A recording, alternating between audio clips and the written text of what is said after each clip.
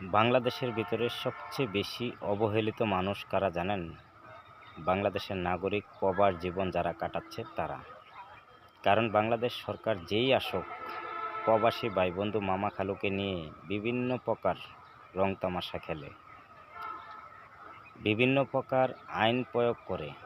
প্রবাসীর বেলা যেই আইনগুলো পাশ করা হয়, আসলে একটা আইনও কিন্তু লিগ্যাল বৈধ নয়, যেই সরকারই করুক। কিন্তু সরকার কিন্তু একবারও ভাবে না যে সে একজন রেমিটেড যোদ্ধা।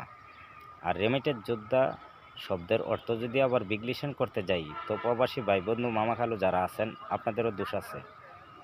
আপনারা বিভিন্ন সরকারের আমলে দেখছি শাটডাউন, এই ডাউন, ওই ডাউন, আসলে না জেনে শুনে আপনারাও অনেক ভুল ডিসিশন নেন।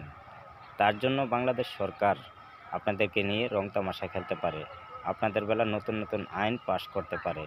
যদি আপনারা একটু সচেতন হইতেন, তো আপনাদের বিষয়ে যেগুলো আইন পাশ করা হয়, আইন প্রয়োগ করা হয়, একটাও কার্যকর হইতো না। আপনাদেরও ভুল আছে। তবে এতটুকুই বলবো, প্রবাসী ভাই বন্ধু মামা খালু যারা আছেন, যে কোনো বিষয়ের উপরে কোনো ডিসিশন নিতে হলে জেনে শুনে ডিসিশন নেবেন। আপনারা ফট করে যেই সরকারের আমলেই হোক, অন্ততপক্ষে আপনি যে রেমিটেড যোদ্ধা, আপনার সম্মান নিয়ে আপনি অবশ্যই অগ্রযাত্রা কিংবা নিজের সুরক্ষিত রাখতে যা করণীয় অবশ্যই জেনে শুনে করবেন। তাইলে কোনো সরকার আপনাদেরকে নিয়ে রং তামাশা খেলার দুঃসাহস করবে না। যদি আপনারা সচেতন থাকেন, কোনো সরকার আপনাকে নিয়ে রং তামাশা করতে পারবে না।